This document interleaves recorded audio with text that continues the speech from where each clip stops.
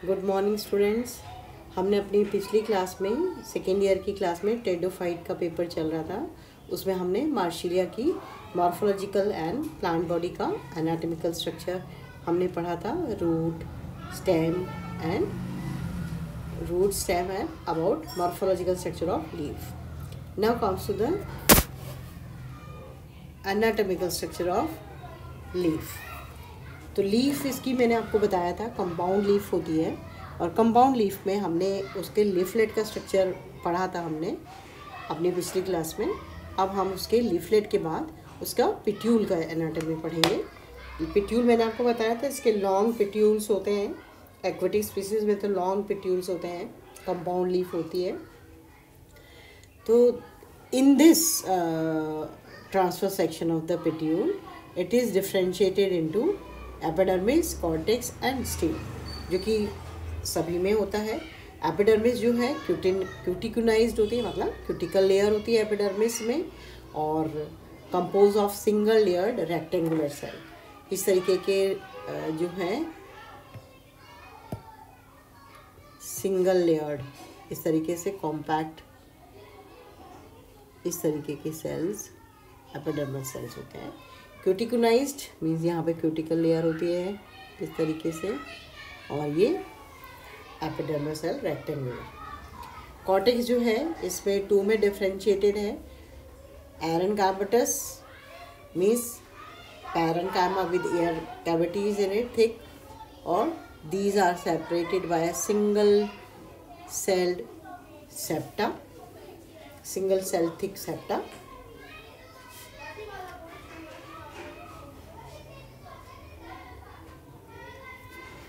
तो इसमें हमने अभी एपिडर्मिस का और इसके कॉर्टिकल पोर्शन का पढ़ा, आउटर और इनर कॉर्टेक्स जो है स्क्लेरेनकाइमेटस, जैसा कि इसमें दिख रहा है यहाँ पे थिक वॉल्ड सेल्स हैं।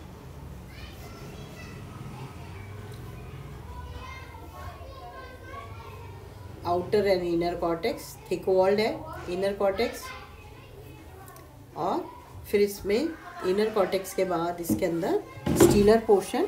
इस स्टीलर पोर्शन में जो है आउटर दिख रही है आपको, this is endodermis, and endodermis के बाद दिस इज पेरिसाइकिल।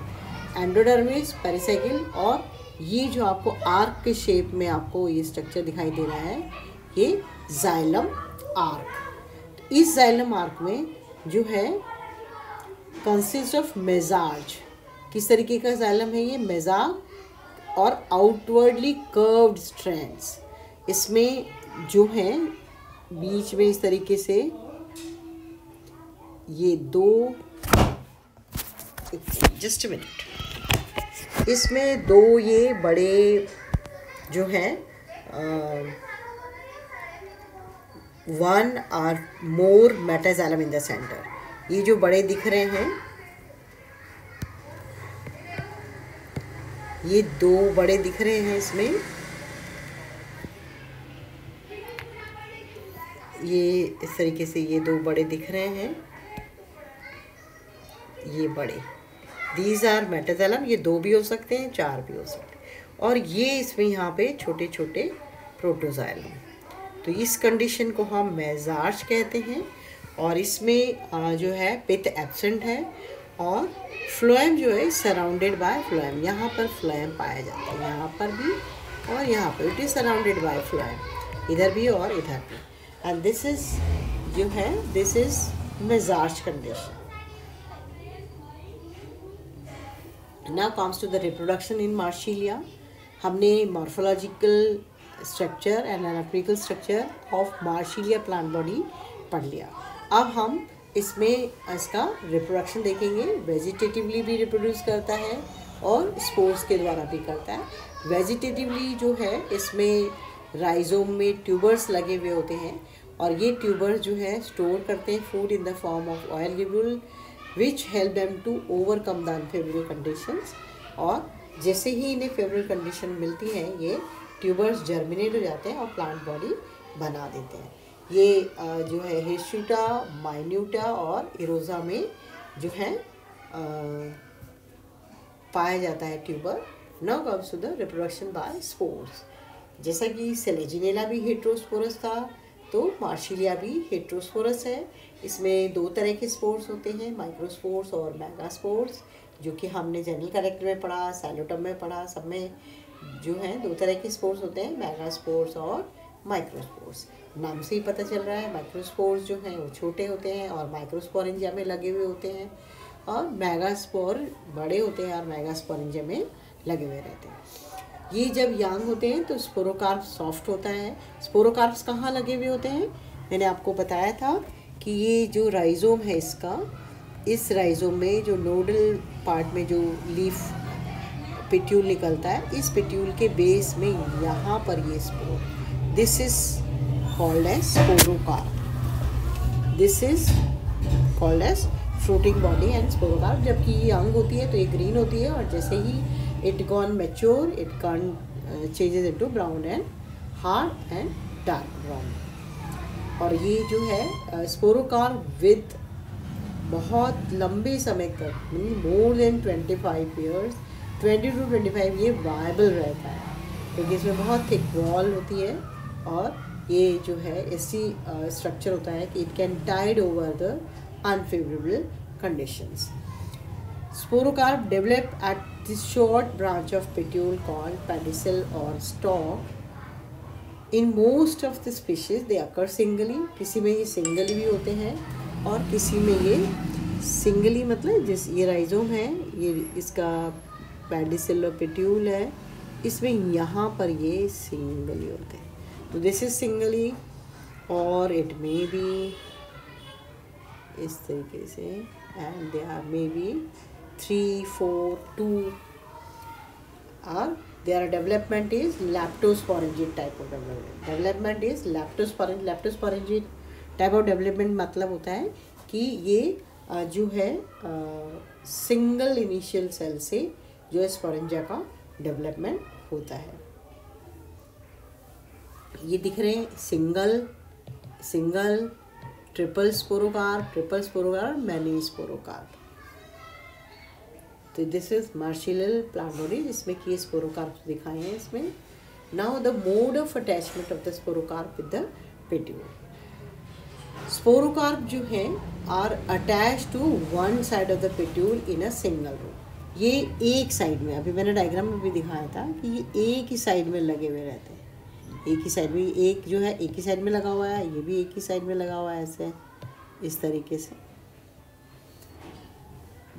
ये मार्शिलिया पॉलीकार्पा, और इनमें जो है एक साइड लगा रहता है। किसी किसी में ये fuse in groups and they attach to the petiole by common stalk, मतलब कि एक ग्रुप में इनकी पेडिसिल सारी फ्यूज हो जाती है। ये देखिए इसमें फ्यूज हो गई है, और इसमें सब में ये एक साथ लग गए, अलग अलग नहीं। जैसे इसमें ये अलग बना है, इसमें ये अलग बना है। Pedicel of all sporocarp remain free and attached to the petiole at a single point. एक पॉइंट पर अटैच होते हैं, और सबकी पेडिसिल स्पोरोकार्प की सबकी फ्री होती है और एक जगह अटैच होती है पेट्यूल के सिंगल पॉइंट पे। वास्कुलर सप्लाई ऑफ द स्पोरोकार्प, इसमें जो स्पोरोकार्प प्लांट बॉडी है, इस स्पोरोकार्प प्लांट बॉडी में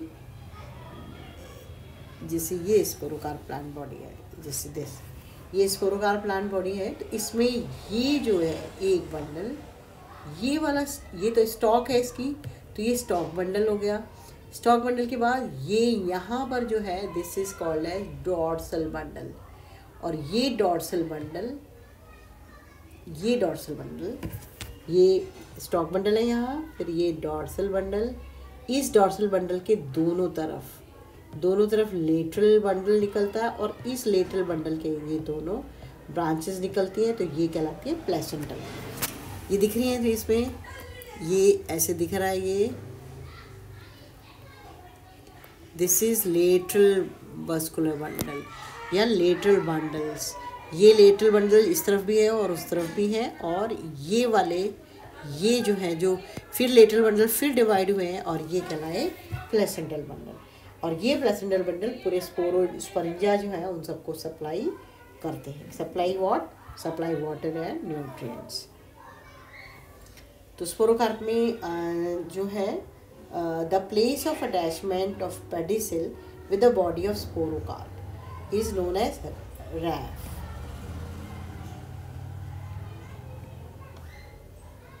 ये स्टॉक दिख रही है,